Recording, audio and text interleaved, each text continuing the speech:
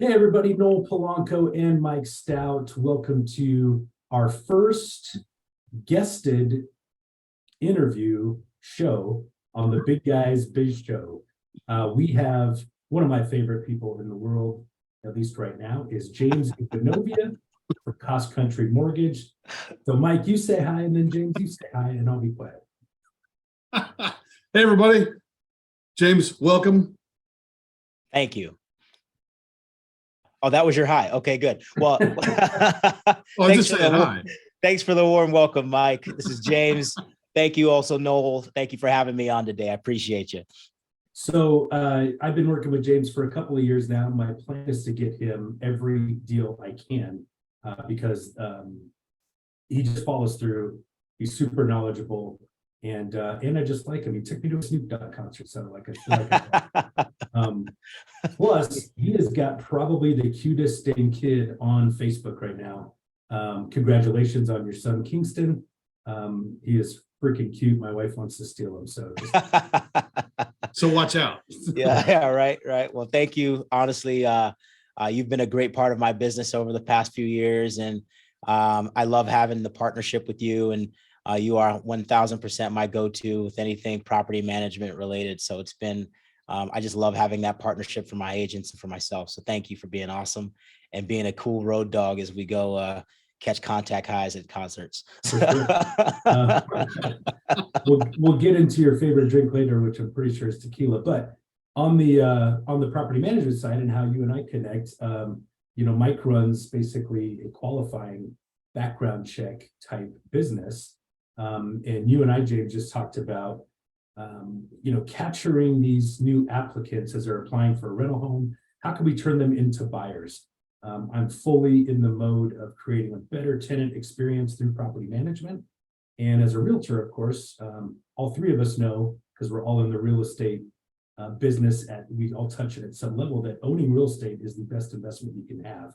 And I really want my tenants that can qualify to start working for and qualifying for mortgages. So James, tell us a little bit, like, what is it taking right now for a first-time home buyer to qualify? And then maybe Mike can touch on some of the stuff that he's looking for to prove who they are and how they can prove what they've got. Yeah. So I think when it comes to, one of the biggest, two of the biggest myths I would say when it comes to buying a home for a first-time home buyer is, A, they need to have 20% down. And then B, you need to have like sterling credit, right? And that's just not the case, right? So, the minimum down payment for a first-time buyer is 3%. We've got various products and options out there to also assist with down payment in case you don't have that, even the 3%. I can get up to 5% in some situations for down payment assistance in today's environment. And then sterling credit is another thing that people think they need to have. And one of the unique things about what we do is that we can go down to 500 credit scores. Most lenders stop at like 580 or 600. Sure. We have that's a new low, right? Yes, wow. Yes. So we did one a couple months ago with a client at 540 credit score. You do need to put some money down in that scenario. Down payment assistance won't be your friend, but we can definitely get the deal done for the person that needs it. And so when you're qualifying, you're not just looking for credit, but I'm assuming, it's been a couple of years since I had to qualify, but I heard the process is a bit more rigorous now with confirming income, pay stubs, all of that stuff. Can you take us down that road a little bit? And then maybe Mike, you can jump in on some of the things that we're looking out for. I know there's a lot of AI and self-created pay stubs and stuff going on. No. James, what do they need to show? Like, what are you looking for? Is it 27 things? Is it 5 things? What do you have to show?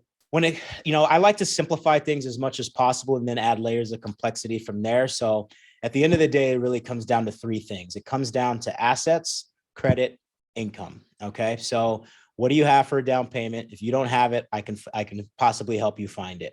Where's credit at? If your score is not in an optimal range, let's talk about what we need to do. Is it a short-term span? Is it a short-term solution or a long-term solution to get your scores where we need them so we can get you into a home?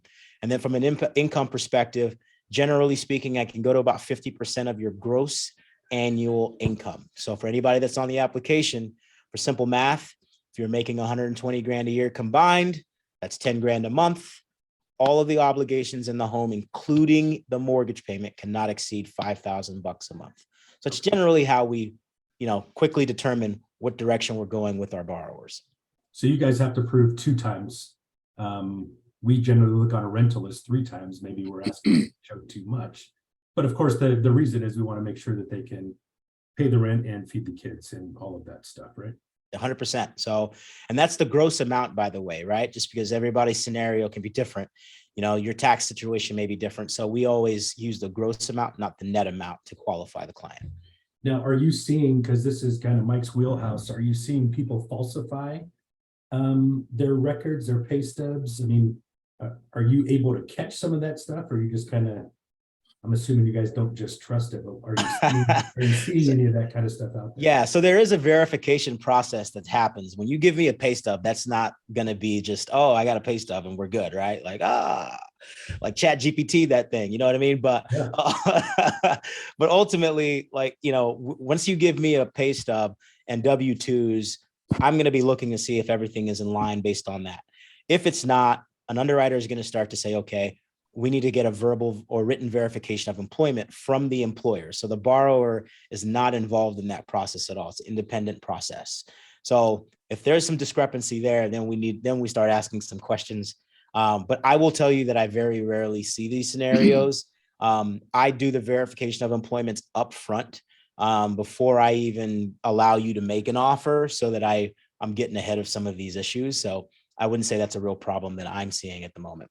So Mike, are you dealing with, do you have underwriting people contacting you at all, or what are you, I know last time we talked, you said they're basically able to create all kinds of stuff, even paychecks looking pay stubs. Yeah, I mean, there's templates out there, and a lot of the stuff we started to really see, during the COVID, the lockdown, all that stuff. They've been out there though for years. This goes back to early 2000s. There was a website that was fakepaycheckstubs.com. It could be out there. I don't know if it still is, but for $90 back then, they'd make you paycheck stubs for whatever reason you might. And they looked really good, by the way. What they've got now are templates. And if you're skilled in using a template, like most people are, and I think the younger you are, the better you're at with that stuff, they look really good. What a lot of them don't do is the year-to-date calculations, right? And that's where you can find them. And you mentioned AI before. There's AI out there right now that feels like, or they say they can look at the electronic piece of the document and tell you if it's real or fake. I don't know how much I trust that, but it's out there. Yeah, I will add real quick. One of my LOs on my team, he has an agent that came to him with a scenario about another lender that he knows that is doing what you're talking about. And you need this. So he's doing all of that just so that he can get the deal. Right. And I think at the end of the day, there's always going to be some shadiness involved in the financial industry. Somebody's always going to try to find a way to take advantage, but it's a cut your nose off to spite your face type scenario. So it's not going to work out for you in the long run. Gotcha. Mike, last time you and I talked to you, remind me, you talked about people trying to even falsify what their credit looks like. So you were saying that you're able to look at credit and see how long their accounts have been open, right? Can you go into that a little bit? Yeah. So basically it's what they're doing, or what you can do is you can use what they call a synthetic ID. We call it CPN is what the sort of the name for it, but think about it as being a synthetic ID. You're putting together your own Frankenstein. You're taking this piece and this piece and that piece and putting it all together, and that creates Frankenstein. From there, now we're going to build Frankenstein, who, by the way, is really you. We're going to build your Frankenstein and your Frankenstein's credit. And so you can start to build credit and get to a point where you're finding authorized users. There are companies out there who are approaching people with really good credit and saying, hey, listen, we'll give you X dollars a month, or I don't know what they've done. I'm just guessing there. We'll offer you money. You let this individual, our client, become an authorized user on your credit card that he's got no way to use. He's just using that status. And that you get to a point where you've got enough of those. Now we can get our own credit card. And from there, you're running with it. Now your Frankenstein is now alive. Gotcha. And so you're just assuming that becoming that person. So that's the way people are cheating. James, what is the best way? Like if you got a potential buyer that comes to you, their credit's kind of average, they've got some debt, like what are some of the top 3 or 4 things that you do to help them prepare, whether it's going to be 3 months, 6 months, or a year, to be in a position to qualify and be able to get their first house? Yeah. So in taking a look at the analysis, I think of their credit, I think the biggest things I look for are what can be done cheaply, easily, and quickly. Right. And so generally speaking, medical is one of the easiest ones I see, a $38, urgent care visit bill, this, that, the other. And they're like, I don't want to pay that because I didn't like the way she treated me, whatever. And I'm like, listen, I get that you don't like the way she treated you, but it's $38. Call them back, say I want to pay it off in cash, and give me a letter saying it will be deleted, right? And then how long is that process to get it off of there? Yeah. So once they give me that letter saying it's been deleted, if you let them all do it automatically, it takes up to 30 days. You give me the letter, I can force it to happen in 5 days. Okay. So, so that's a quick turnaround. We did that for a client. She had like 3 medical collections that totaled about $600 just this past month. In a week, I had her score up 65 points in a week. So the medical is just an example, but can they do that on if you owe money to Cox Cable or Verizon or some? I will say the utilities are harder. I've seen it happen. The success rate is really just based on how much badgering you're going to give Cox and Verizon and AT&T or whoever. But generally speaking, those can be an absolute pain. I had a lady, same thing, 800 credit score. They said she didn't return her box. They charged her 60 something bucks. Her score dropped into the mid 600s just on that one ding, right? So she fought and threatened to sue and all that other stuff. And she eventually got it off, but it took her about 2-3 months of fighting with them to get it off, So those are some challenges. I think the other big one is going to be, I see a lot of people with high balances. That's becoming more of a thing as people are trying to, Well, a new car now is what, 50, 60 grand for an average car these days. Yeah. So yeah. Are those the balances you're seeing, stuff like that? I'm definitely seeing that. I'm seeing, $900,000 car payments, those types of things. So, those are really big numbers. I mean, those are almost mortgage payments on some parts of the country. Right. Yeah. So, but even the credit cards, the balance is there. In my world, the balance on credit cards hits you harder than an installment does. Sure. So if you've got, let's just say $1,000 limit and your balance is $900, you're 90% utilization, your score is getting hammered, right? So my advice there is, if you've got 10 grand in the bank and we're trying to get you to a place to either qualify or we can use some of the cash, pay the card down, and I'll give you down payment assistance, right? So there's just all these different ways that I can kind of maneuver it. I just got to see it and give you some advice. If you can get up to 3 or 5% in assistance, then yeah, it makes total sense. Pay off everything at assistance, because it's gonna shine you up quite a bit when it comes to underwriting, right? And put you in a better position for the long run. You don't have all that debt hanging over your head, Sure. So I'm trying to keep changing my address because I think Wingstop is still chasing me for a couple of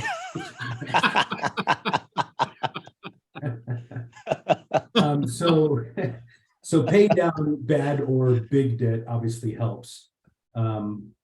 Saving money, right? I mean, did you guys help with, what kind of coaching can you give people to save money on, at least for down payments? And I think a lot of people forget, it's not just a down payment, but you also have closing costs. And then when people are looking at a house, they're like, oh, I want to paint it. They're going to want a new couch, a new TV. As a realtor, I'm like, hey, don't buy anything until I give you the keys, then go crazy if you want to. But let's at least get through underwriting before you, go to American Furniture Warehouse and get a 5-year no interest. It's still going to go on your credit, right? So if you get a whole new living room set for 12 grand, even though you don't have interest for 5 years, it's still attached to your credit and shows as a debt, right? Yeah. Mike, do you want to answer that question first, or you want me to get into it? Oh, go ahead. I mean, this is sort of right up your alley. So, so from a savings perspective, You know, I literally have this conversation every day. It's about just being focused on the prize, right? And so, you know, I had a family, they were super motivated. I'm looking at their bank statements. I'm like, you guys eat out a lot. I need you to cut this down. Literally cut this down. Go to the grocery store, go buy food for a week and cook like the old fashioned way, don't way. watch James on Facebook. He eats out like 6 I do eat out all the time. At nice places like I never even heard of. Anyway, carry on. Do as I say, not as I do. I'm just kidding. That's within my budget. But you know, set up a budget. I heard this thing the other day, and I kind of been parroting it left and right. If you give somebody $3, what do they do with it? The first dollar, you should be taking care of your house. You should be food, rent, mortgage, whatever, car payments. The second dollar, you buy a house. The third dollar, you buy the things you need or you want, but don't necessarily need. And then you can kind of throw some more money into that house. So I kind of use that same analogy when it comes to savings. So essentially, you know, if you got $3,000 coming in a month, $1,000 needs to go towards your living. $1,000 needs to go towards saving your house. Buy some things that you want, but limit that, and then throw the rest of that into your savings so that you can actually buy the house when that time comes.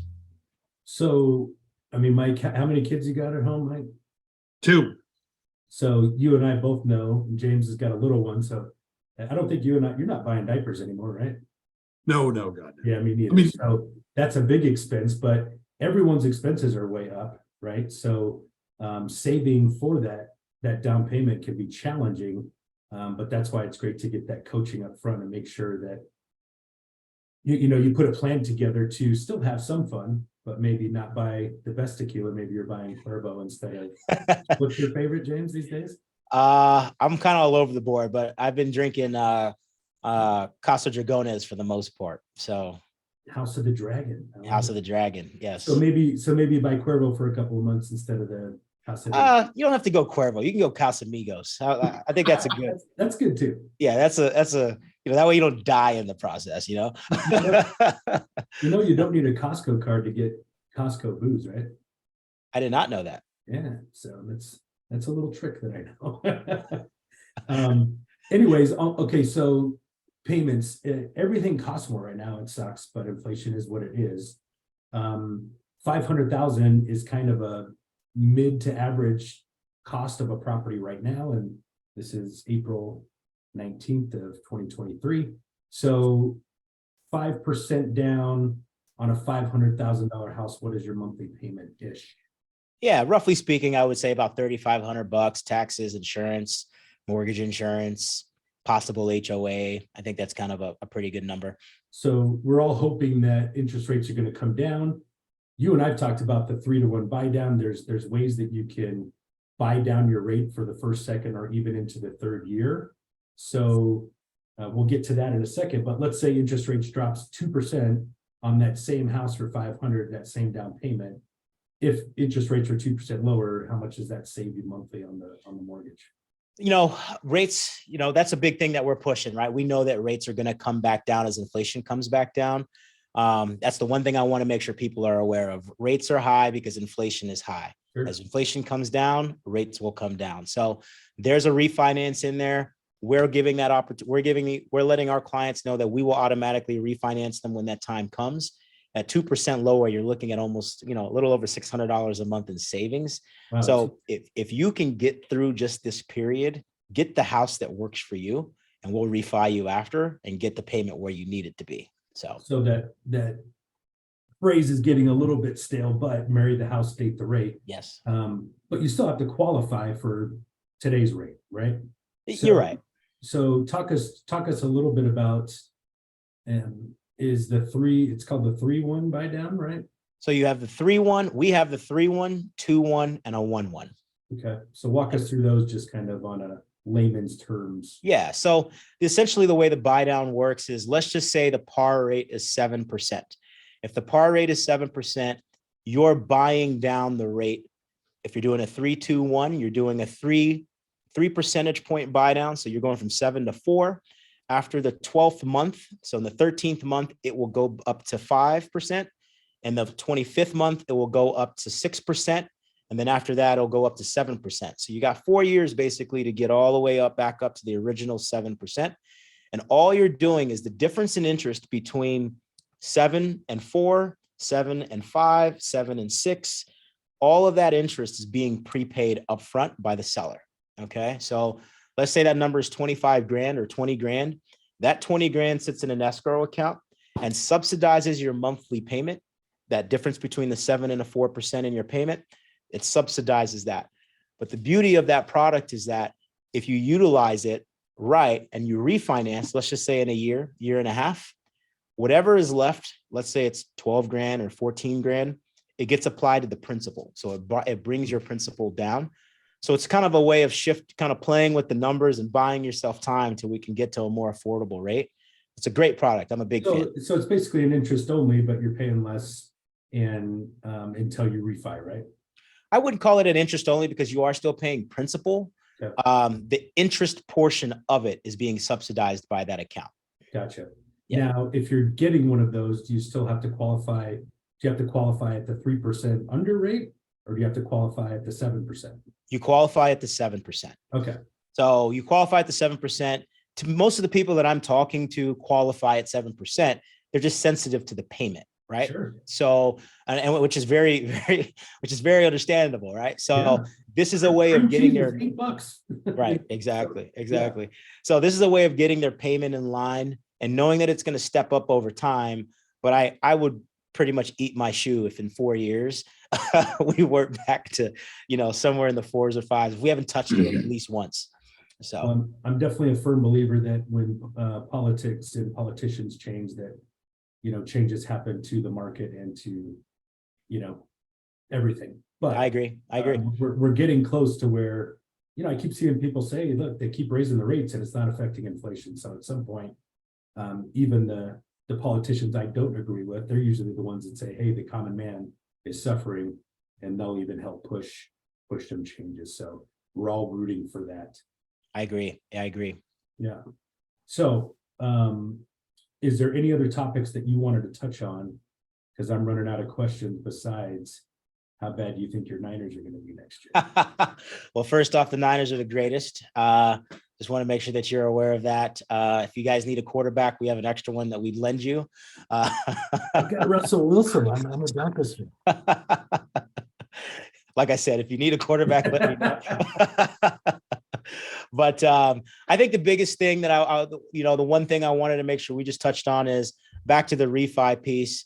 We want to make sure that our clients are getting into the house that really works for them. So we're doing a refi guarantee for our clients. So not only will we do it automatically, we will give you a credit to cover all of your closing costs on that refinance if you close on the purchase on your new house with us. So that's 2-3 years, you guys will hold that and credit it back when it's time to do it. We're giving them through the end of 2024. I think by then we'll be in a place where we could definitely do that refinance and get the payment fixed in. So a year and a half. So I think, man, that's really cool, because I'm a firm believer that right now is a decent time to buy. We've only got 14,000 homes on the MLS, but there's new builds and there's other stuff. But people that have a decent house that is priced fairly, they're selling in a week.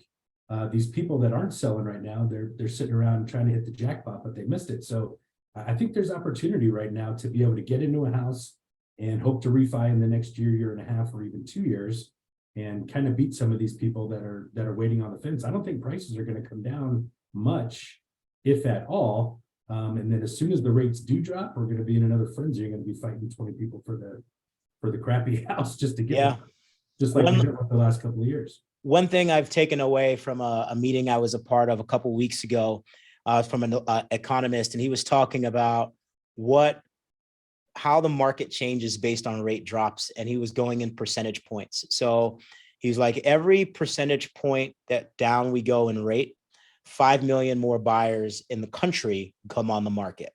Crazy.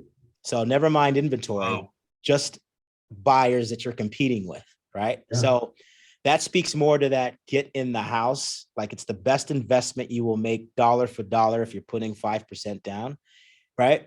And we will figure the rate out later, but you do not want to compete if rates get back into fives, you do not want to compete with 10 million more people in your price point to buy a house. It's not going to be pretty. I went through it. I know you were kind of going through it. You were talking about maybe Yeah. someone, but I mean, you were dealing with every lendee that you had, every client that you had over the last couple of years. I mean, you're pre-qualifying them and you might be waiting 2, 3, 4 months and they're making what, 10, 15, 20, 30 offers. I had to make 19 to get this house that I'm living in now. 19 of my own offers for myself, waiving commission, paying over, you know, saving borrow my car, I'll mow your lawn, all that kind of stuff. So yeah, I agree. The most recent stats I saw were 230-ish thousand people want or need a house to purchase in Maricopa County. And like I said, we've got 14,000 on Wow. the list. So the numbers are crazy. That's why, you know, rentals are still good. They're doing all these build to rents, building all these apartments, building all these homes. There's a big need. And yeah, those interest rates change, man. The market will flip in a second. Yep. So, yeah. So I mean, like, you know, we beat the dead horse on this one, but just, you know, get in the house, fix everything. And if you're still waiting and you haven't even got pre-qualified, at least you can pre-qualify now and start getting them on the path to get ready to make that purchase so that they're ready to go when it's time, right? And that's the right step, right? That's the right process. You know, so looking at the house is definitely the last process. You know, we need to make sure there aren't going to be any surprises. We need to make sure that if there's any credit impacts or changes or plans I need to put in place, now's the time to do it. You know, I had a client I've been working with for 2.5 years. She's finally going under contract, you know, but she's dedicated. She did everything we talked about. We kept reevaluating her situation and now here she is, she's buying. So, you know, that's not, I hope that's not normal, by the way, but that can be what it can take, you know, sometimes. So you're saying you're ready for people that are ready to buy now? Is that what you're saying? I buy now, buy later. I'm here for you. I got you back. Well, awesome. Well, James, I really appreciate it. Mike, did you have anything you wanted to add or ask James? No, I'm not sure there's anything that I can say that's going to follow that. So appreciate having you on the show. Yeah, James, I really appreciate you. And look, you're our first guest, so we're definitely going to have you back. Yeah. But Mike, we got to work on getting somebody less handsome than both of us. Well, maybe we can figure out a way to, you know. My hair took a lot of work to do this morning, so you know, I'll All right. Well, I appreciate you guys having me on. This is a lot of fun, and I look forward to coming back sometime. And maybe I'll ask the questions next time. How's that? Ooh, Ooh, I like hey, it. That's an interesting spin. Guys, if you're watching this and you want to contact James, his contact info is right here on the screen. So please reach out. Make sure you let him know that you heard about him from me, because James will buy me a drink occasionally when I see him. But we appreciate everybody watching. And if you want to be on this show, reach out to me or Mike. Our contact info has been on the screen as well. And we'd love to interview you, no matter what business you're in, and have you on the Big Guys Biz Show. Thanks, James. Take care.